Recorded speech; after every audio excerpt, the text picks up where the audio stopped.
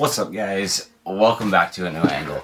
Today's video is going to be a little different than the norm because today I'm building my first ever HPA airsoft gun. So I'm going to take you with me on the whole process, everything that goes wrong, everything that goes right, and see how it turns out. Now, for this HPA build, I want it to be a DMR. Because I feel like DMR is my favorite class to play because I feel like it's the most versatile. You have the range to compete with the snipers and you have the firepower to compete with the assault players. And so just overall, I feel like it's the best loadout with the fewest compromises. So that's why we're trying to build it today. What we're building onto is this. This is my Scar H. Now, right now it's an AEG and it works fantastic. Cue the clips.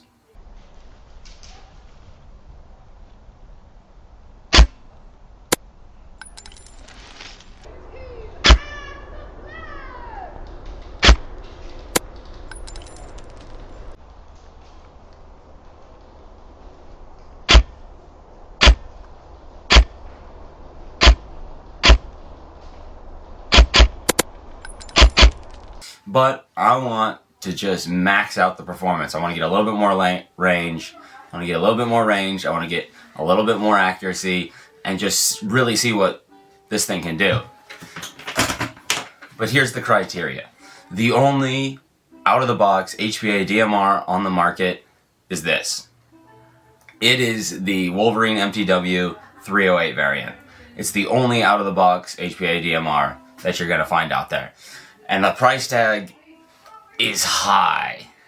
As you can see, it's like $800, $850. It goes up to $900 sometimes, depending on the sale. That's a lot. So the criteria for today's build is 1, it needs to be better than my current AEG. 2, it needs to be cheaper than the Wolverine MTW 308. And 3, it needs to... This one's kind of optional, but ideally it needs to be quieter than any of my other guns. I want it to be whisper quiet, super stealthy. So, that being said, let's get into it. Transition to the desk cam. Alright, before we completely tear this thing apart and put all the HPA bits and all the upgrade parts in it, first I want to do a little shooting test with it as it is, because it's already pretty good just as an AEG. And that way we can do a little side-by-side comparison and see if the complete HPA overhaul is actually worth it and is actually an improvement, or if it's just kind of the same but different, if you know what I mean. So I'm here at basically the farthest range I can possibly get here at the homestead. This is about probably just over 300 feet, and I'm shooting 3.6s. Let's see how she does.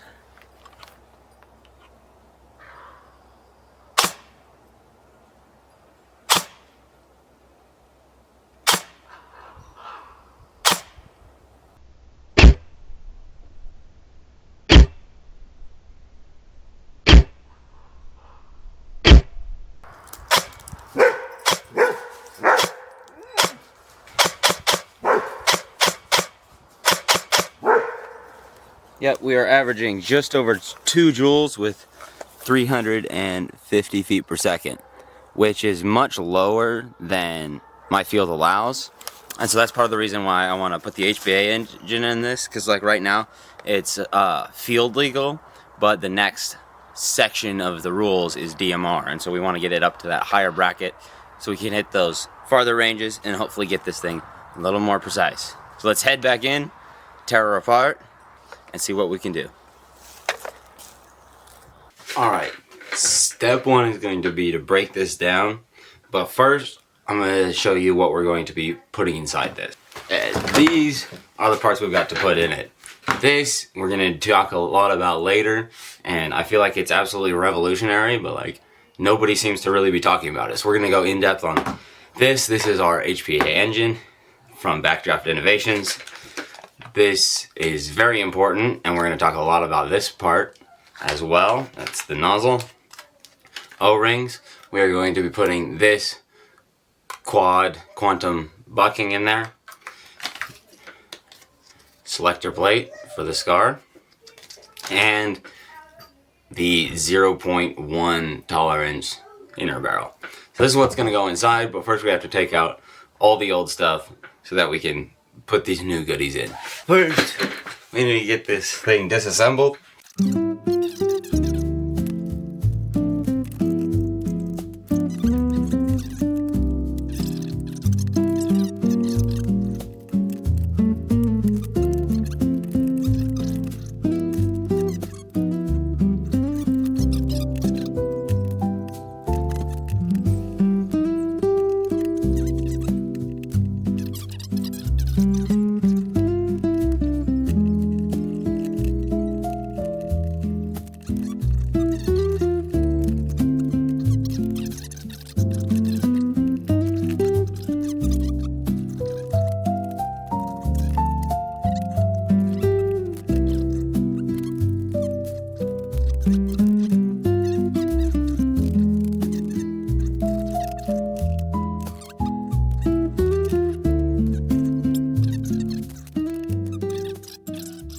Okay, you tear your gearbox, dump all the parts, but this is, wow, that is nasty. But this is a really nice gearbox.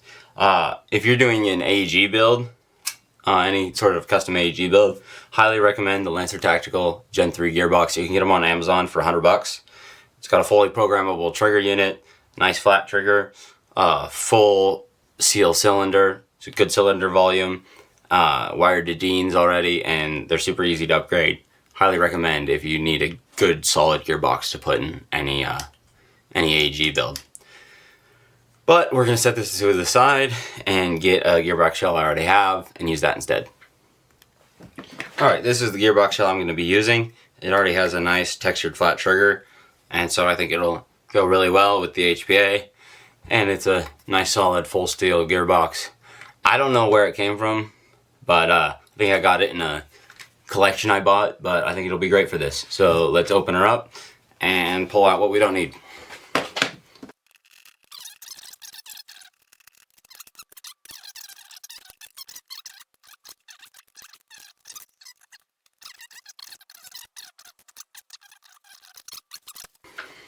Alright, this is the fun bits. This is the engine we are going to be using. This is the Backdraft Innovations Phoenix. Now this engine is absolutely insane. I picked this thing up, you can get one yourself too, for $250. And if you use my link down in the description, you can get 10% off. But compared to the competitors, obviously we don't know performance yet, but we're gonna find out, it's significantly cheaper.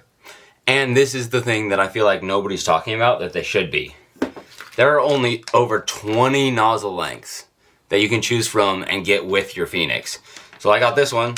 That's the exact length for the VFC Scar H. They have 20 different nozzle length options that you can get. You can pick them up for 20 bucks a piece. And you can basically put this engine in anything that has a gearbox. Literally any gun. No matter nozzle length, distance of throw, you can basically put this in any gun, which makes it absolutely revolutionary. Because if this didn't exist and I wanted to HPA this Scar, the only other option is like a $400 gearbox plus a $50 aftermarket nozzle. And this nozzle was 20 bucks and this HPA engine was 250. So it really can't be beat, and I don't know why nobody's talking about this particular feature of the Phoenix, that they have 20 nozzle length options, but I think it's absolutely revolutionary. But let's get this unboxed and put into our gearbox. Set that to the side. They ship in these mail tubes, so you just give it a twist, lift off, and here's the reveal. Now, what's great about it is you can add additional things to your order. So it comes with an inner grip line,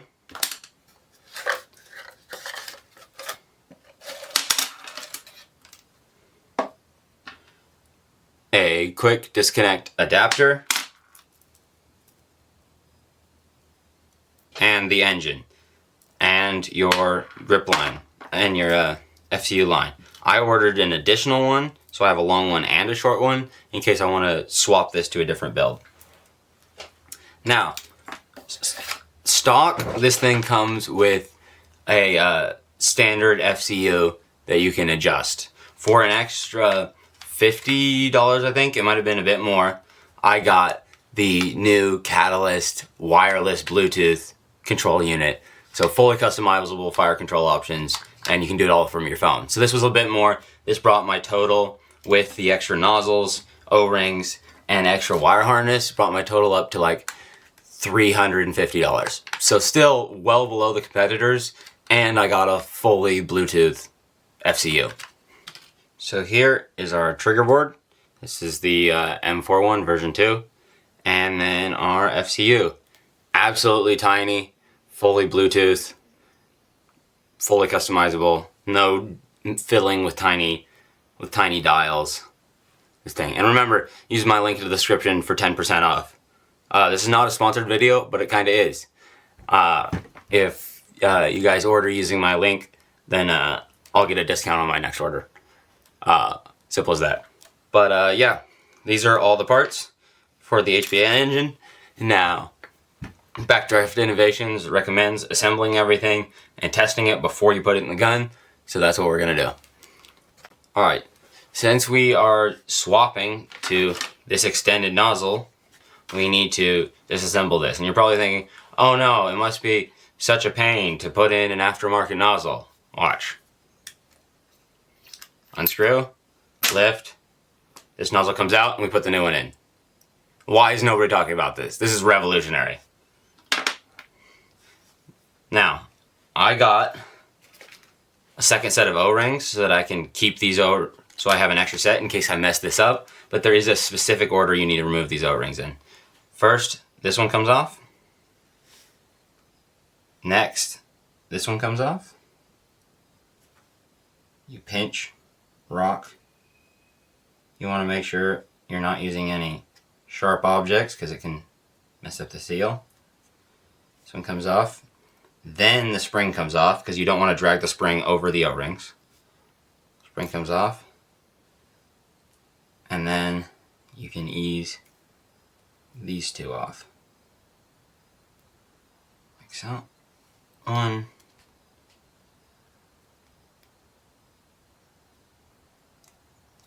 And come on. They're very well lubricated. Well done to whoever lubricated these O-rings. Yeah, in case you don't know, Backdraft Innovations is run by one guy in his garage. Super cool guy. I haven't met him yet. I'd like to. So shout out Backdraft Innovations, Aiden. If you're seeing this, hit me up. We should get together sometime. That'd be cool. Okay, so this is our old nozzle for any standard version 2 M4, but we are putting this in the VFC Scar. So this was nozzle number 8 out of like 20, 21 nozzle length options. It's a little hard to find actually. If you're going to go on the website, go into the HPA Builder kit, and then you can select additional nozzles, or you can just get additional nozzles. So here's our extended nozzle. You can see much longer distance because it has to go all the way through all this bit and into the hop-up unit. So next we need to put our O-rings back on.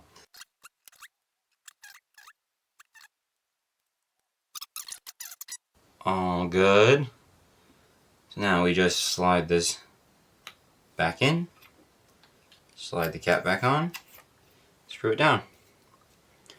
Literally the easiest part change I've ever done. Now we can just test.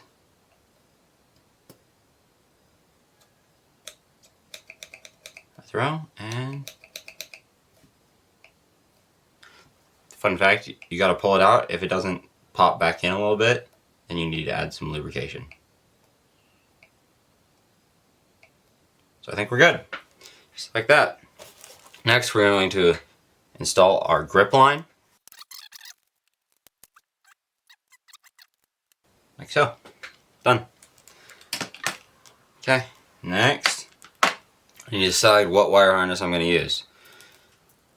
So I have multiple options. I've got the extra long that can go all the way back and can plug into elsewhere basically. or I've got the shorter variant. So what I think I want to do, I have to decide where I want to run my battery and FCU, because I can run it internal, can have the catalyst inside the gearbox with everything else since it's Bluetooth, or I can run it all the way out and have it in the stock. I think we're gonna run it internal, and then I think we're also gonna run our battery in the grip as well, so that I can fold my stock without worrying about it.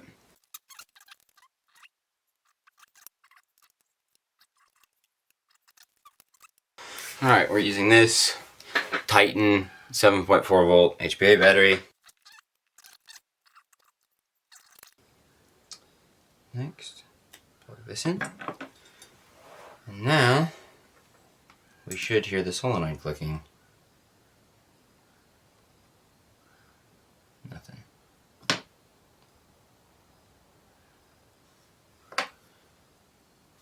Did I do this wrong? I might have done this wrong. Should be trying to fire, right?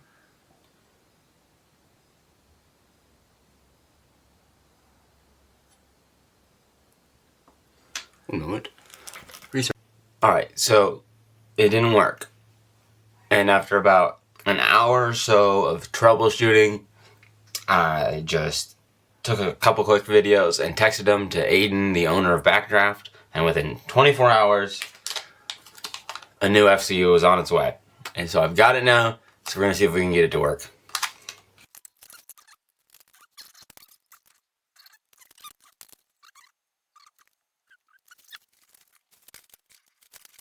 Let's hope it works this time. Oh, we got a light. It's a good sign. Now hopefully, we actuate the trigger, we should hear a click. Yep.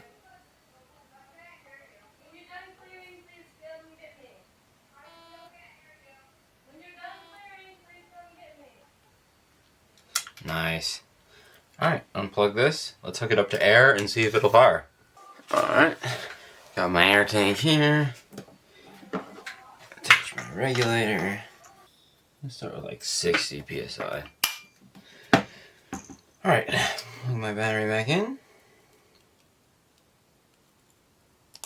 Alright, we got lights.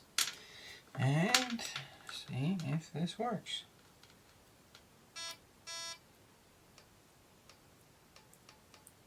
It's clicky, but it's not firing.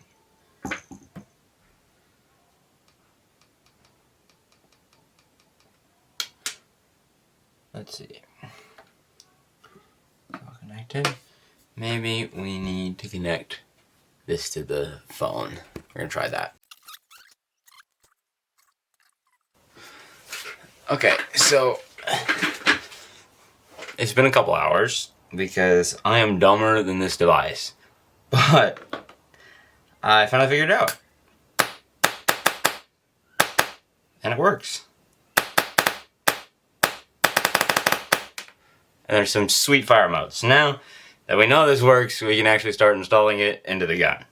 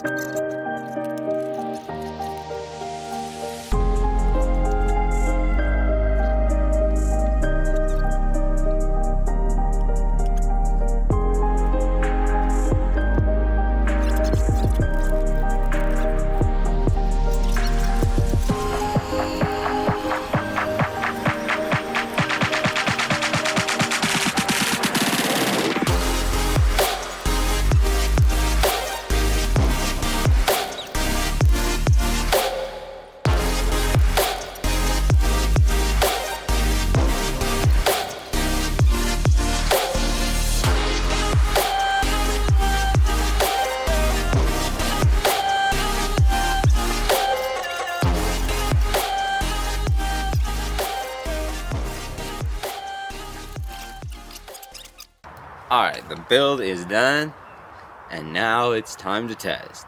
I mean, just look at this beauty. I actually like that the barrel's longer now. I think it looks really nice. So we're gonna test it and do a little side-by-side from when we had it as an AEG and see if this was really worth all the effort, time, and money to HPA it. Got our line plugged in.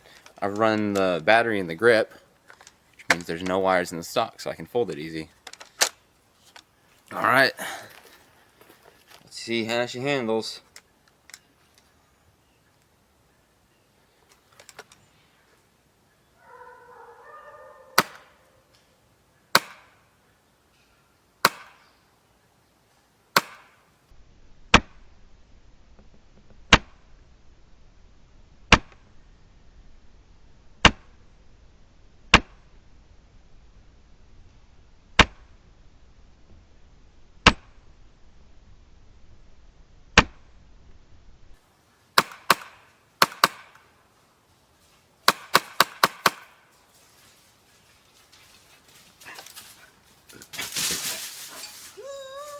as you can see, I have to hold not nearly as high above the target to get accurate shots.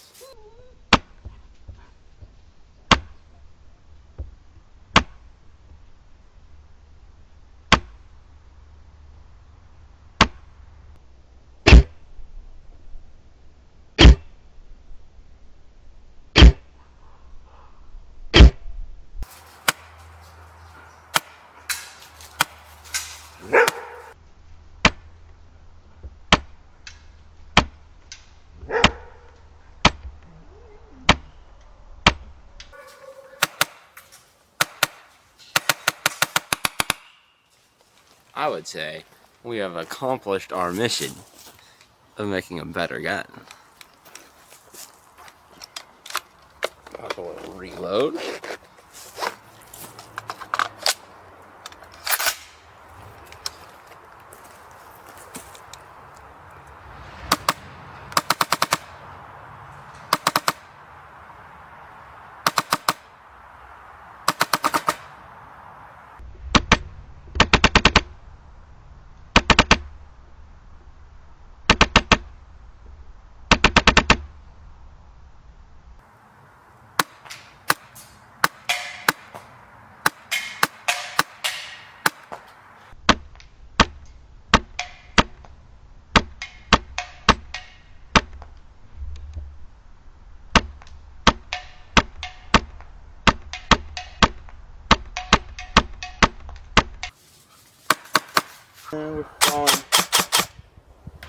I like it.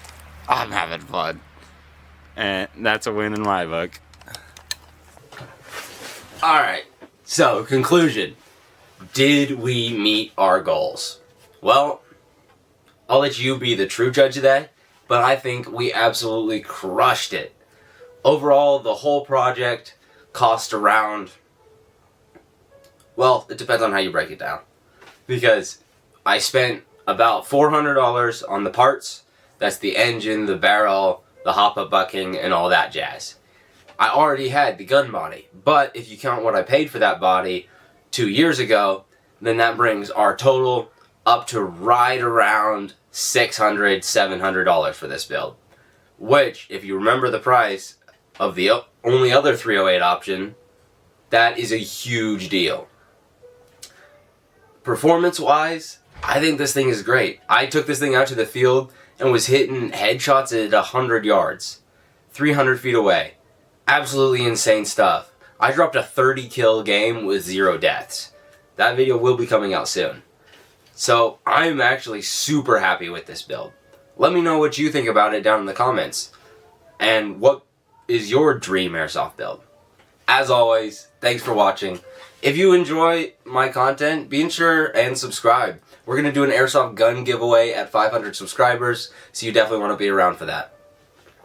If you have any questions, drop it in the comments. I respond to every comment.